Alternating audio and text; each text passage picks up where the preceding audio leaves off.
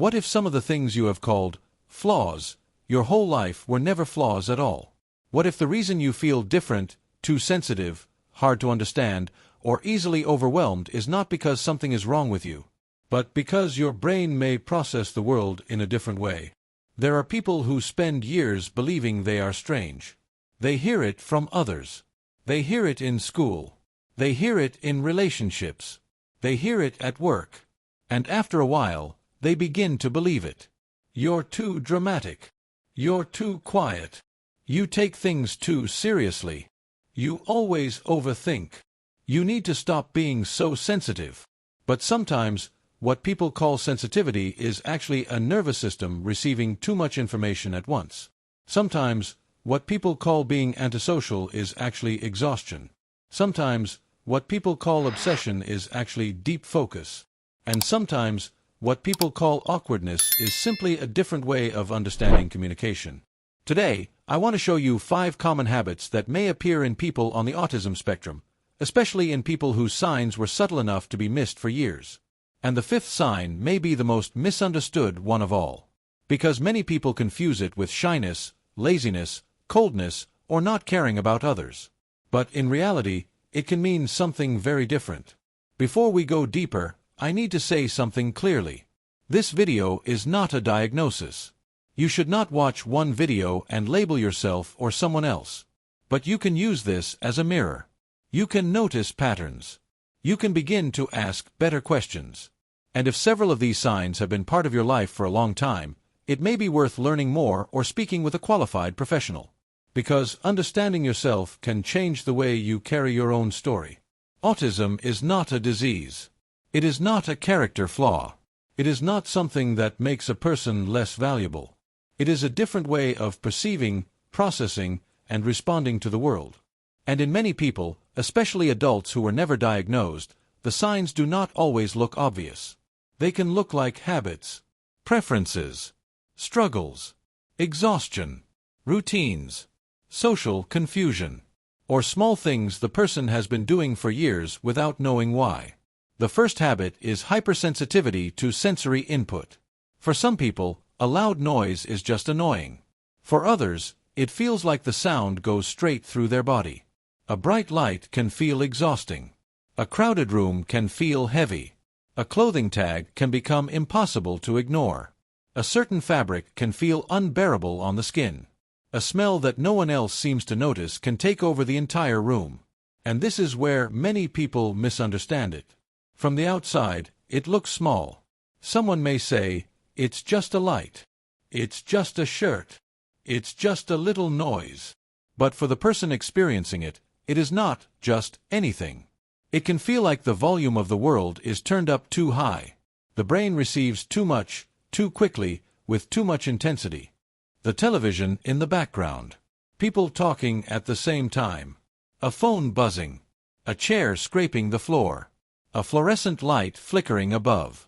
A stranger touching your shoulder without warning. To one person, that is normal life. To another person, that is a storm. And when the brain becomes overloaded, the person may seem irritated, distant, anxious, or suddenly quiet.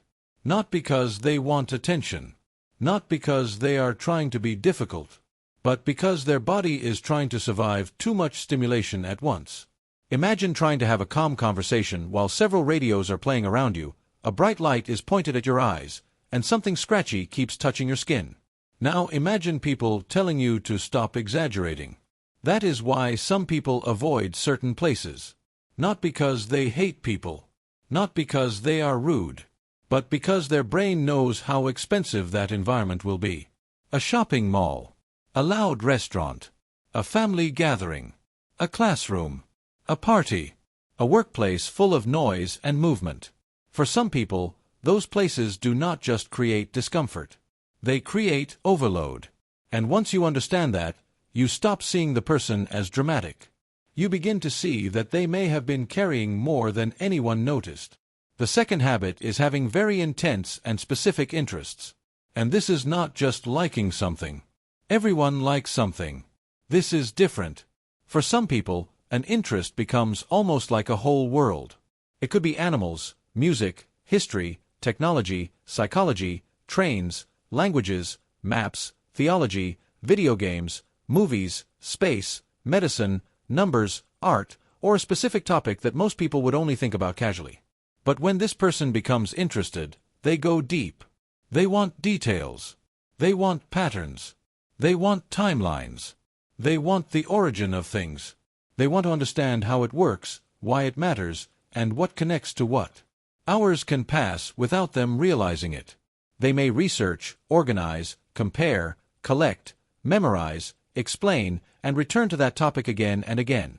This is often connected to hyperfocus. And for many people, hyperfocus is not just curiosity. It can feel calming. It can feel safe. It can feel like a place where the mind finally knows where to go. Because the social world can be confusing. People can be unpredictable. Conversations can hide meanings. Emotions can shift quickly. But a special interest often has structure. It has rules. It has patterns. It gives the brain something stable to hold on to. And that is why the person may talk about it with so much energy. They may not realize the other person is tired of the subject. They may not be trying to dominate the conversation. They may simply be sharing the thing that makes their mind come alive. But many people learn to hide this. A child who talks too much about dinosaurs, planets, drawings, animals, Bible stories, games, or numbers may hear, "You only talk about that. That is boring.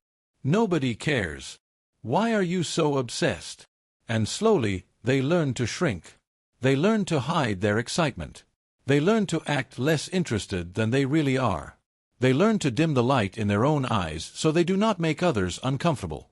But sometimes, that intense interest is not something to be ashamed of. Sometimes, it is where a person's gift begins. Because the same focus that looks strange to others can become deep knowledge.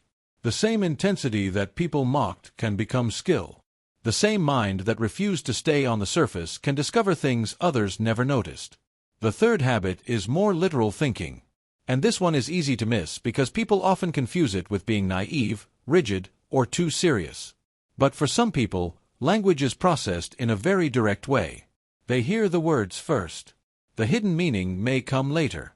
Or sometimes, it may not come at all. If someone says, "Come over whenever you want," the person may actually wonder when "whenever" means. If someone says, "I almost died of embarrassment," the literal meaning may hit the mind before the person understands the expression. If someone uses sarcasm, it may sound like a real statement. If someone gives a hint instead of saying what they mean, the hint may be missed completely. And this can create painful misunderstandings. Because the person is not trying to be difficult. They are not trying to embarrass anyone. They are not refusing to understand. Their brain may simply process communication through a more direct path. And here is what makes this so exhausting. Many social situations are built on things people do not say clearly. People say, "I'm fine," when they are not fine. They say, "Do whatever you want," when they actually have a preference. They smile while feeling hurt. They expect others to understand tone, silence, facial expression, context, and hidden meaning. For some people, that comes naturally. For others, it feels like trying to read a language no one ever taught them. And maybe that is why this matters so much. Because a person can spend years believing they are insensitive, when really, they were confused. They can spend years believing they are awkward, when really, they were trying to decode the room. They can spend years believing they are hard to love, when really, they needed people to communicate with more clarity. And in the next part, we are going to continue with the habits that are even more misunderstood. Especially the movements people call nervous habits. And the need to be alone that many people confuse with coldness. But for some people, those are not signs of rejection. They are signs of regulation, recovery, and survival. If this first part helped you understand yourself or someone you love a little more clearly, subscribe to the channel. Because here, we do not turn behavior into judgment. We turn behavior into understanding. And sometimes, understanding is the first place where shame finally begins to lose its power. The fourth habit is repetitive movements or repeated actions that help the person calm down. This is often called stimmying. And many people misunderstand it because, from the outside, it can look like a nervous habit, distraction, impatience, or even childish behavior. But for many people on the autism spectrum, stimming is a way of regulating the body and the mind.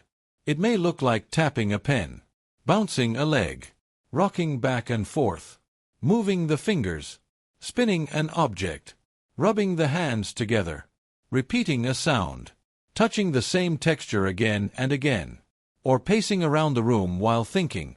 To someone watching, it may seem random, but inside the person, it may have a purpose. It may help release tension. It may help the mind focus. It may make overwhelming emotions feel more manageable. It may help the body process too much noise, too much pressure, too much excitement, or too much stress. And this is where compassion matters. Because many people were corrected for this their whole lives. Stop moving. Sit still. Why are you doing that? You look weird. Can you just act normal? So they learned to hide it. They learned to hold their hands still. They learned to stop moving their legs. They learned to swallow their reactions. They learned to look calm on the outside while becoming more overwhelmed on the inside. And that can be exhausting. Because sometimes the movement is not the problem. Sometimes the movement is the thing helping the person not break down. It is the body saying, I am trying to stay regulated. It is the nervous system finding a rhythm. It is the brain creating a small point of control in a moment that feels too big. Of course, not every repetitive movement means autism. Many people tap their feet, play with pens, or move when they are anxious.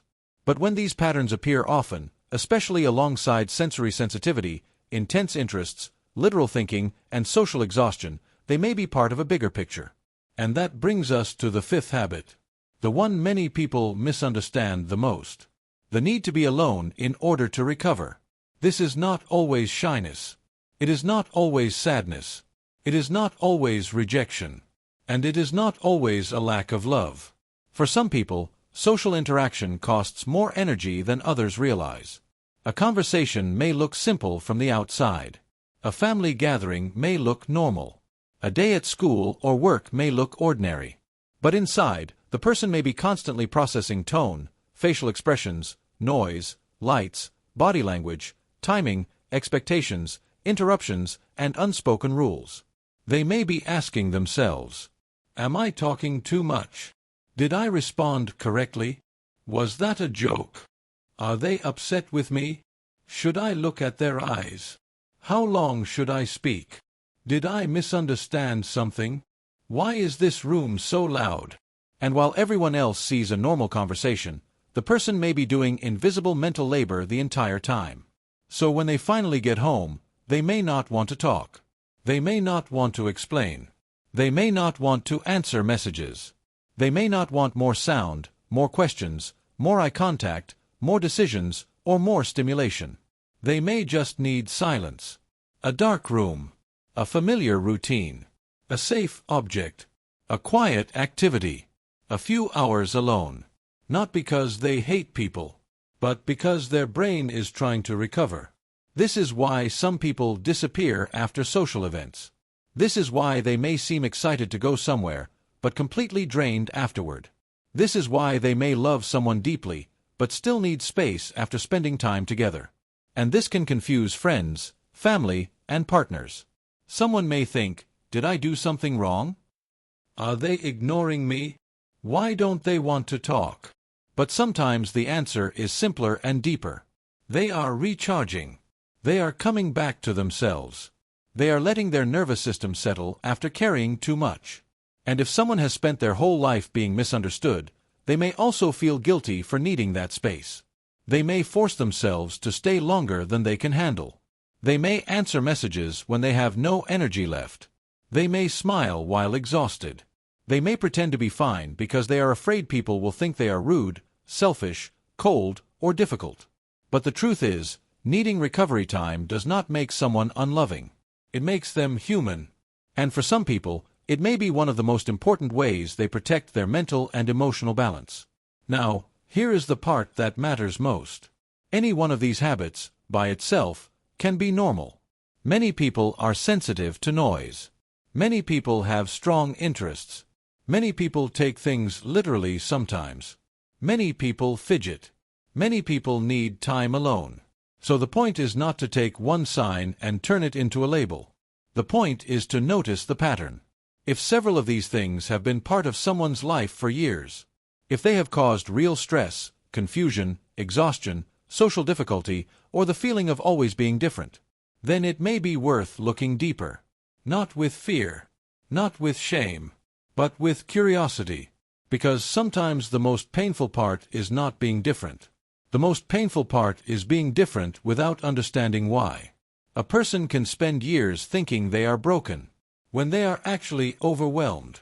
They can spend years thinking they are rude, when they are actually exhausted. They can spend years thinking they are obsessive, when they are actually deeply focused. They can spend years thinking they are awkward, when they are actually trying to survive a social world that feels unclear. And when understanding finally arrives, it does not erase every struggle, but it changes the story.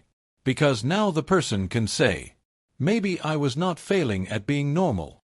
Maybe I was trying to function without the right explanation. And that realization can bring relief. It can also bring grief. Because someone may look back and think of all the moments when they were judged instead of understood. All the times they were told to stop being dramatic. All the times they were mocked for their interests. All the times they were forced to stay in environments that felt unbearable. All the times they were called cold when they were only drained. But understanding can also bring freedom. Because once you understand how your mind works, you can begin to build a life that respects it. You can create better routines. You can communicate more clearly. You can explain your limits without shame. You can choose environments more wisely. You can stop apologizing for every part of you that does not fit someone else's expectations. And most of all, you can begin to see yourself with more kindness. Because maybe you were never too much. Maybe the world was just too loud. Maybe you were never strange. Maybe you were trying to translate life through a different kind of mind. And maybe the goal was never to become someone else. Maybe the goal was to finally understand the person you have been all along. If this video helped you see yourself or someone you love with more compassion, subscribe to the channel. Here, we do not use psychology to create labels. We use understanding to remove shame. And sometimes, one honest explanation can change the way a person sees their entire life.